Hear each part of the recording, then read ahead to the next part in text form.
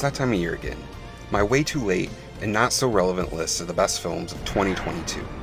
Since I'm already way behind the curve, let's not waste any more time and just get right to it. Number 10, The Lost City.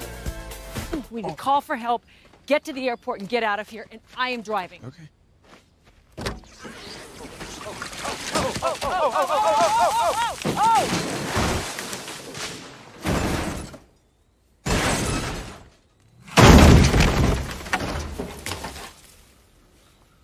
Okay, call for help. This romantic action comedy film is maybe not the typical movie title you would expect to see on my end of the year list, but I genuinely enjoyed this a lot, largely due to the likable cast. Sandra Bullock plays Loretta Sage, a romance novelist who is kidnapped while on a book tour. Her bumbling cover model, Alan, played by a very game Channing Tatum, sets off to save her in an effort to prove himself to be like the character he portrays on the cover of her books. They end up on a wild jungle adventure, not unlike the stories that Loretta writes. Look, this isn't a super original idea. Romancing the Stone hit many of the same beats back in '84. But the comedy and action plays really well, and the chemistry between Bullock and Tatum is fantastic. I should be shielding Why? you. Because I'm a woman that's supremely sexist. Well, look, I don't think, using women as human shields is exactly the change that Gloria Steinfeld had in mind. Do you? Gloria Steinem? Whatever, her too. You know what? Fine. Please mansplain sexism to Oh me. my right God, I am a woman. I can't mansplain anything. now. I'm a feminist, and I think a woman can do anything a man can do. Both are capable of handling the comedy and the action with ease, and the relationship that develops between them is believable and sweet. Directors Adam and Aaron Nee show a lot of promise in their first big-budget studio film. The movie looks slick, and the action scenes are well shot and exciting. The Lost City also benefits from a great supporting cast with a lot of comedic talent like Divine Joy Randolph, Patty Harrison, and Bowen Yang, who all make the most of the limited screen time that they have.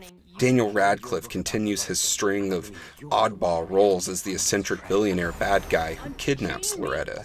Another highlight is Brad Pitt in a cameo as a rough and ready adventurer that has a little more resemblance to the leading man in Loretta's books. Why are you so handsome? My dad was a weatherman. The Lost City is a great throwback to the big screen rom-coms of past, and it's anchored by the chemistry and performances of its stars. Number 9, Ambulance. Stop! Get out!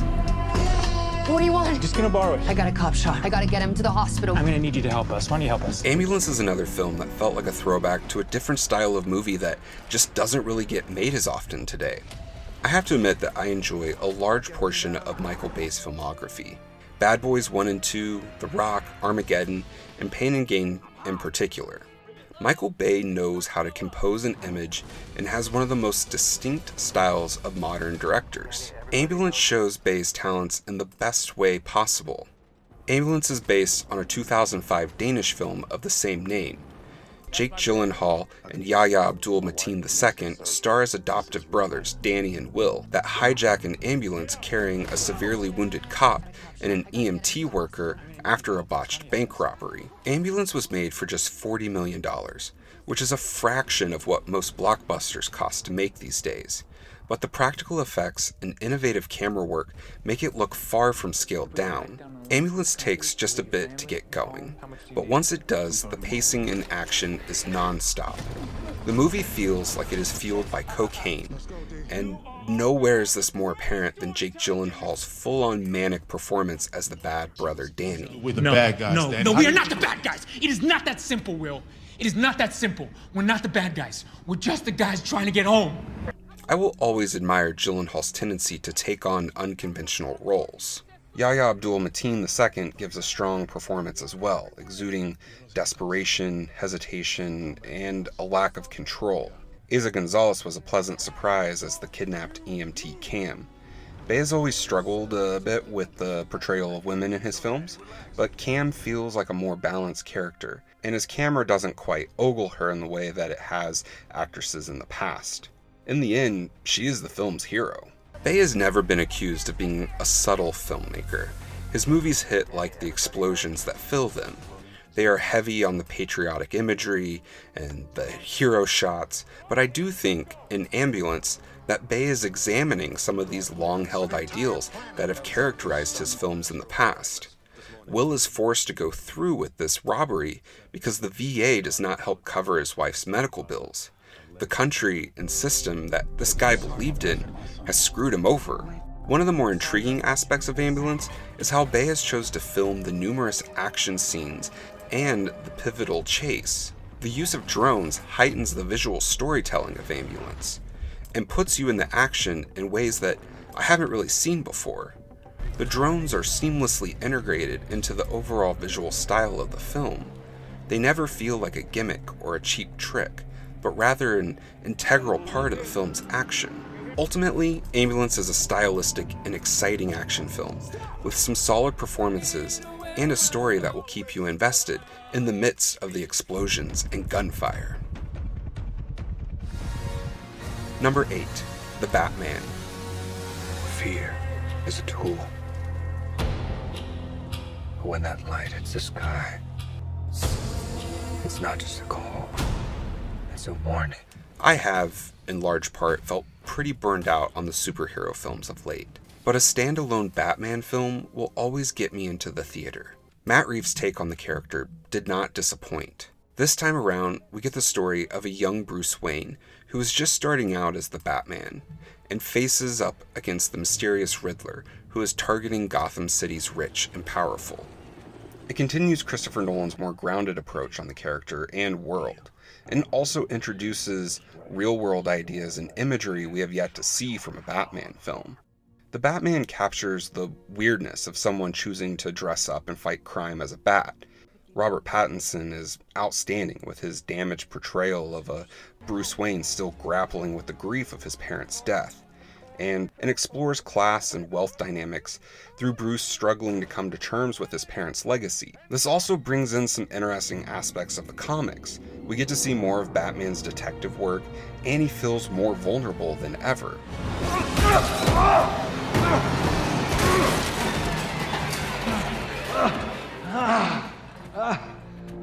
The Batman features a great supporting cast and builds this new version of Gotham without feeling bogged down by too many characters.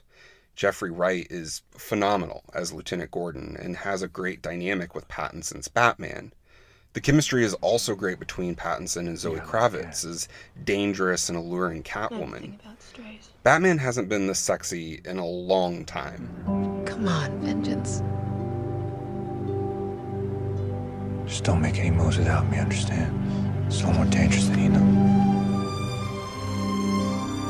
Kravitz and Catwoman are here for more than just sex appeal, though. She tests Bruce and Batman, making him a better hero. She also has an intriguing arc of her own. It is also a ball to watch the nearly unrecognizable Colin Farrell chew the scenery under the layers of makeup as the Penguin. They did a phenomenal job of bringing these typically over-the-top characters like the Penguin and the Riddler and grounding them in a more realistic approach. One of the major components that sets this film apart from other superhero films is the way that it looks. Greg Fraser's cinematography is quite striking, taking cues from influential DP Gordon Willis and the warm color tones of In the Mood for Love. It not only looks better than 90% of superhero films coming out these days, it's one of the best shot films of the year. I am excited to see the next chapter of this story and where Reeves and Pattinson take Bruce Wayne and Batman. Number 7. Everything Everywhere All at Once. Evelyn, I'm not your husband. I'm another version of him from another universe. I'm here because we need your help. Very busy today. No time to help you. Everything Everywhere All at Once was one of the most creative and original films I have seen in some time, even with the plethora of stories about multiple universes that are popping up. Everything Everywhere All at Once stars Michelle Yeoh as a middle-aged Chinese-American immigrant, Evelyn, who enters into a wild adventure discovering new powers, exploring multiple universes, and fighting the powers that seek to unravel everything. The film features some lively direction from Dan Kwan and Daniel Scheinert, otherwise known as the Daniels. Their direction and the design choices of the film are really what makes it stand out as one of the year's best. The Daniels film the fight scenes in fun and inventive ways, and are able to put things on screen that feel wholly original while still paying homage to the films that came before. Everything Everywhere All at Once features some of the best costumes of the year. For me, the costumes really stand out when they are not only arresting, and they certainly are in Everything Everywhere All at Once, but also are integrated into telling the story and a character's journey. This is particularly true of the costumes worn by Evelyn's daughter, Joy, as we watch her character transform throughout the multiple universes and in Evelyn's eyes. I think Everything Everywhere All at Once is one of the best edited movies of the year too. Edited in isolation on a 2017 Mac, Paul Rogers and his editing creates a chaotic and disorienting experience that is crucial to how the film looks and feels and moves. This, of course, is obvious in the film's more active and energetic scenes, but Rogers also balances this with the quieter and emotional scenes that use an absence of editing.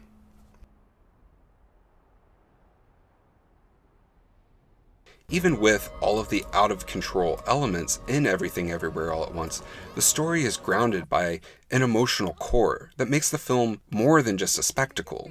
The relationships between the characters are relatable and moving. Michelle Yeoh and Ke Huy Quan have rightfully been receiving heaps of praise. Their performances are deep and earnest and convey so many levels of emotion. 我想告诉你，如果有来生，我还是会选择和你一起报税，开心一点。 Jamie Lee Curtis shows that she is a phenomenal comedic actor, and I wish we had more off-the-wall performances from her like this. For me, Stephanie Hsu is the unsung hero of the cast, and she really stood out to me as the heart of the film. I'm a big fan of the Daniels' previous film, Swiss Army Man, but Everything Everywhere All at Once feels like the arrival of a unique and refreshing voice and vision in Hollywood. It showed that original and creative stories can be both critical and financial hits. Number 6, Babylon.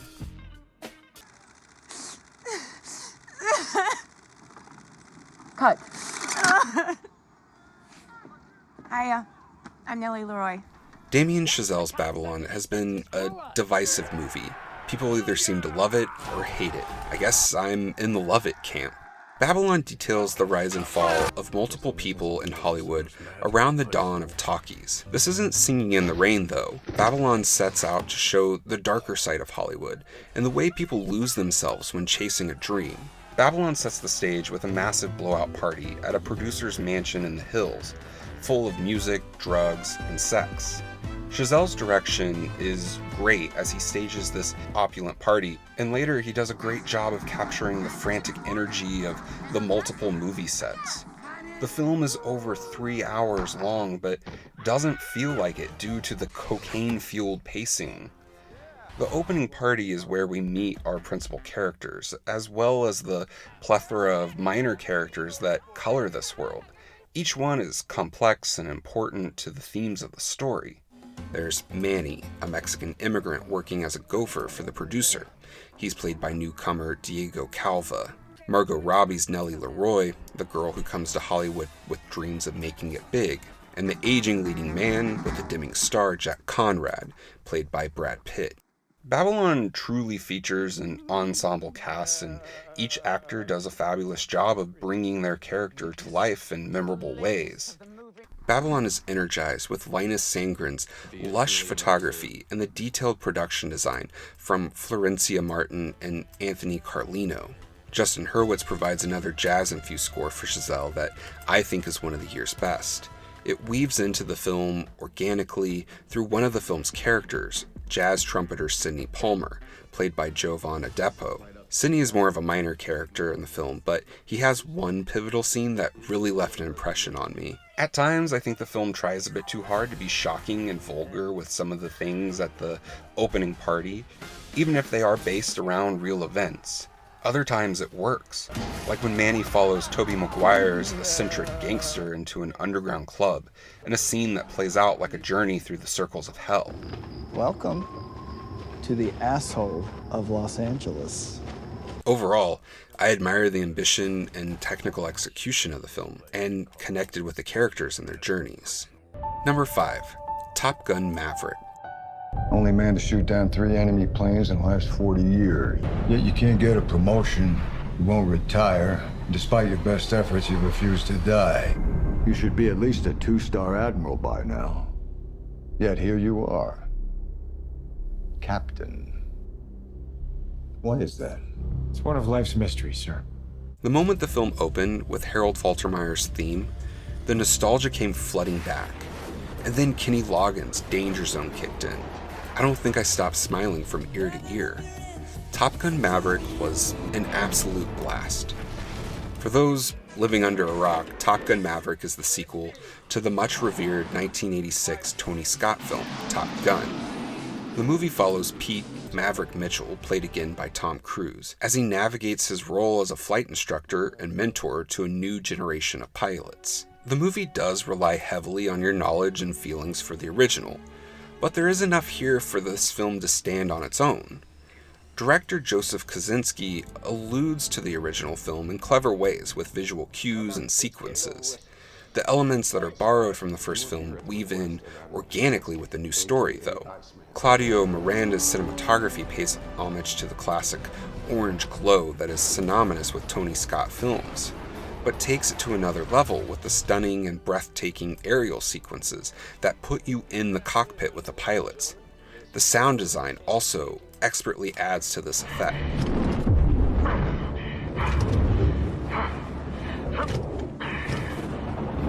The cast is charismatic and impressive, with standout performances from Tom Cruise, Miles Teller, Glenn Powell, and Jennifer Connelly.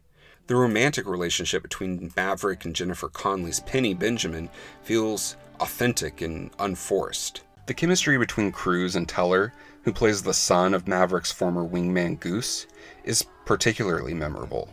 There is a surprising amount of depth and nuance with the story and relationships of Top Gun Maverick. Maverick's struggle to come to terms with his past mistakes and arrogance in his attempt to navigate this complicated relationship with Rooster make for a more complex film than the original. I don't know how. I'm not a teacher, Ice. I'm a fighter pilot. It's not what I am. It's who I am. Top Gun Maverick is as reliable as an F-14A Tomcat. It hits the beats that you expect, but it's also able to throw in an unexpected inverted dive to make the experience feel entirely new and exciting. Number 4, Aftersun. So what's your sister's name? Sophie. Oh, nice. I'm her dad, though, actually. Sorry, mate, I just thought That's okay. Aftersun is a semi-autobiographical film for Scottish writer-director Charlotte Wells. It follows a young girl on vacation with her father at a Turkish resort in the early 2000s. Aftersun features 2 beautifully realistic performances from Paul Mescal as the father Callum and Frankie Corio as the young daughter Sophie. Why don't you go over and introduce yourself? Dad, no. They're like kids. Mm-hmm. Why don't you go over and introduce yourself? Sophie, they're like old. The two have a sweet and natural chemistry together and propel the film forward. Mescal is particularly impressive with his shifts between quiet sadness and the front he puts on to protect his daughter from his depression. I can't see myself at 40, to be honest. Surprised I made it to 30.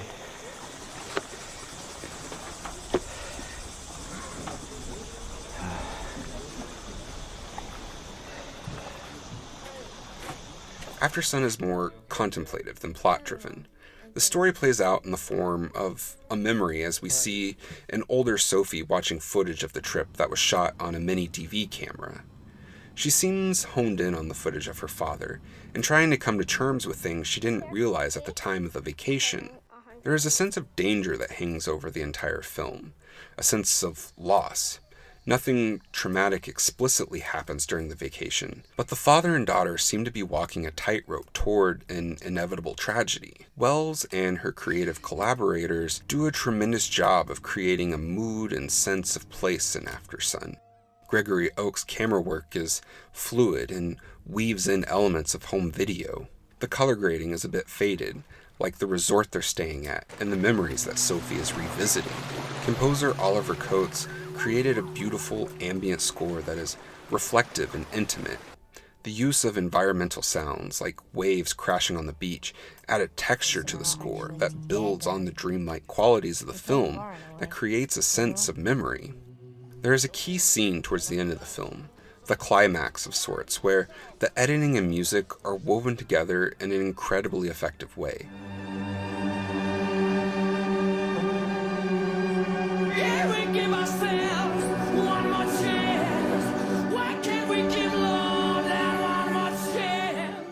It is one of the most moving scenes of the year, and will stick with me for years to come. It is a movie that evokes certain emotions, but not in a cheap, artificial way. It does this through the mood that it creates visually and sonically, and through the powerful acting performances. Number 3, The Fabelmans.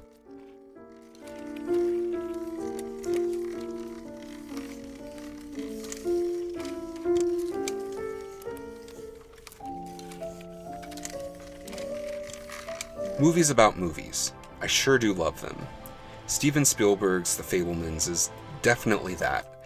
A film that chronicles a fictional version of Steven's discovery and growing passion for making movies as a child. It is also a story about so much more than that, and an absolutely devastating one at times. The semi-biographical film is told through the eyes of Sammy Fabelman, a young boy whose love and understanding of films and storytelling builds as he watches his parents' marriage crumble around him.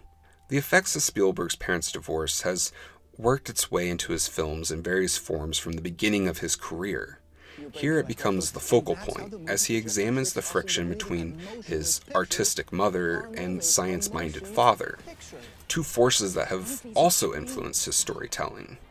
Your father was a computer scientist. Your mother was a musician. When the spaceship lands, how do they communicate? That's a very good question. I like that. They make music on their computers, and they are able to speak to each other.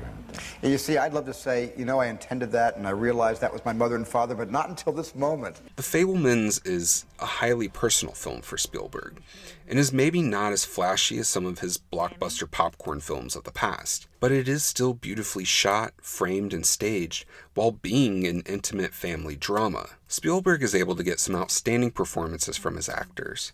Michelle Williams and Paul Dano play Stephen, Sammy's parents. They both are phenomenal in their own ways. Williams' performance is big and emotional, but it fits the character and the story. This is the most selfish thing I have ever done. But I've got to do this now because, Sammy, you do what your heart says you have to. Because you don't owe anyone your life. Not even me. Where Dano's is more quiet and reserved. That means when the emotions come in, it's powerful and hits hard.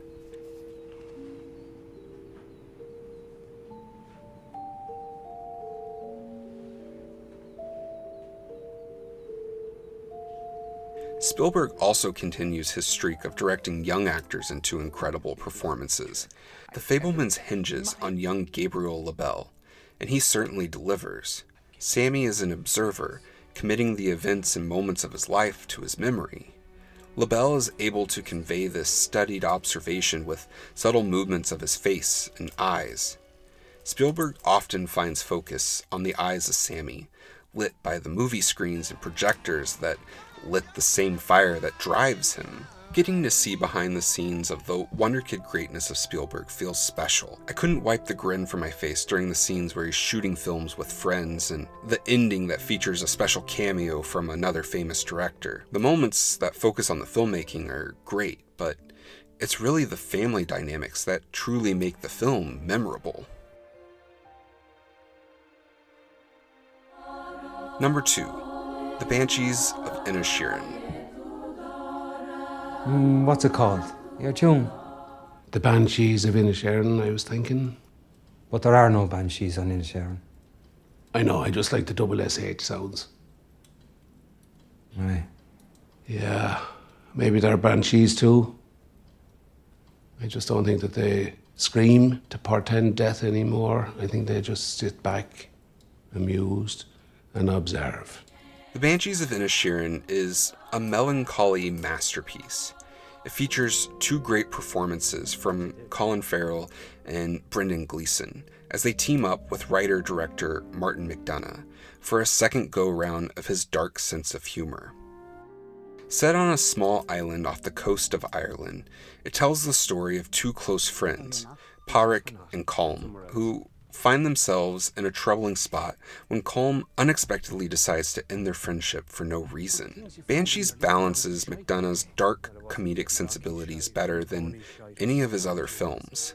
I laughed steadily throughout the entire film, but I also felt a powerful sense of sadness as I watched these characters suffer in silence, unable to put into words their feelings. The Banshees of Inisherin was originally supposed to be part 3 of a series of stage plays written by McDonagh, and there definitely are elements of that within the jabby dialogue. It is a strength of the film. It's about one boring man leaving another man alone, that's all. One boring man, you're all feckin' boring. With your piddling grievances over nothing, you're all feckin' boring! Cinematographer Ben Davis does a fantastic job of taking the story meant for the stage and opening it up with his striking imagery. Taking inspiration from John Ford's open landscapes, Davis helps set the scene with these dwarfing cliffs and lush green fields. The interiors, by contrast, are sparse and lit by the natural light coming through the windows, or the soft glow of oil lamps, creating images that reflect the characters' emotions. The film is anchored by two standout performances from Colin Farrell and Brendan Gleeson. They both seem made for Martin McDonagh's words and worlds, and have helped create his two best films. It's great seeing them back together again. They have unparalleled chemistry, and they do a fantastic job of bringing a quiet pain to each character. Farrell's Pádraic has an endearing puppy dog quality to him. That's not to say that Gleeson's Colm is the bad guy. He's quiet and passionate, and maybe not built for life on this small Irish isle. I don't think enough can be said about the excellent Kerry Condon. She steals many scenes as Páric's sister Siobhan. The helpless frustration, the longing, and guilt all come through in the performance. And then there's Barry Keoghan. He's quickly becoming one of the most intriguing young character actors working today. He has several memorable lines and scenes as Dominic, an autistic young man on the island that Pádraic turns to when Colm ends their friendship. Keoghan and Condon share a scene together that is absolutely one of the year's best. You probably wouldn't ever want to, I don't know, to fall in love with a boy like me, would you? Oh, Dominic, I don't think so, love. Not even in the future, like when I'm your age. Yeah, no, I didn't think so. Just thought I'd ask on the off chance, you know, like faint heart and that. Oh, there goes that dream. McDonagh's writing is sharp and witty, with a well-crafted plot that keeps the audience engaged from start to finish. The characters are fully realized, each with their own quirks, pains, and flaws. These elements help to make The Banshees of Inisherin one of the year's funniest and most devastating films. Number 1. Marcel the Shell with Shoes On. Hello, my name is it's not the first time I've done that. My name is Marcel, and I'm partially a shell, as you can see on my body, but I also have shoes and a face. So I like that about myself, and I like myself, and I have a lot of other great qualities as well. I did not go into the year expecting to be so deeply moved by a tiny seashell with one googly eye and a pair of red shoes, but there I was in the dark theater with tears welling up in my eyes. But I wasn't the only one. Marcel the Shell is the creation of comedian and actress Jenny Slate. She and her partner Dean Fletcher Camp first released Marcel into the world back in 2010, via mockumentary short films and YouTube videos about the Little Shell. The feature film expounds upon these short videos by making them a part of the story. Fletcher Camp plays a fictionalized version of himself who moves into an Airbnb after the end of his marriage and discovers Marcel and his aging grandmother, Nana Connie, and begins documenting their daily activities and uploading them to YouTube. I just brought a You bite. making what? A documentary. Oh, it's like a movie, but nobody has any lines and nobody even knows what it is while they're making it. No? That's sort of a way to put it, yeah. The videos in Marcel's story captures the attention of the world and renews Marcel's hope of reuniting with his long-lost family. Jenny Slate is the voice of Marcel, and it is one of the best acting performances of the year. She is able to pack this tiny voice with heaps of emotion and character. The script is packed full of jokes that Slate is able to deliver perfectly. Peace. Yeah, obviously peace. Like, what a weird thing to try to test to see if someone else is into. Like, of course I'm into peace. No, sorry, I'm a real war person. No, war. Actually, I sign all my personal letters. War. Let the battle begin, Marcel. Alternatively, the film is brimming with profound feelings and ruminations on family, community, and death. The script delicately balances both, leaving you laughing through glistening eyes. Oh, there she goes. That was beautiful. There must be so many others like me. It's impossible that there wouldn't be, and not just my family. They're out there. Somewhere out there.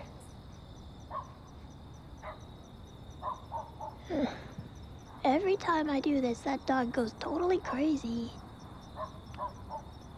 He sees something truly elegant in the sky, and this is his reaction? What a sad type of idiot. The film marries the precise and intricate stop-motion animation of Eric Adkins with the organic, beautifully lit live-action photography of Bianca Klein. The way the light hits the environments that Marcel moves through is full of a dreamlike whimsy. It focuses on the details of the world with a childlike viewpoint and attention. I saw Marcel in a small theater that was packed. This movie had a grasp on everyone in there, including several kids. It has something for everyone. Marcel the Shell with Shoes On may seem like a fairly unassuming, quirky film at first glance, but its visuals and storytelling help tell a powerful and poetic story, proving that big things come in small packages. Well, there it is, my favorite films of 2022. I hope you enjoyed, and thanks for watching. Yep, and there they all are.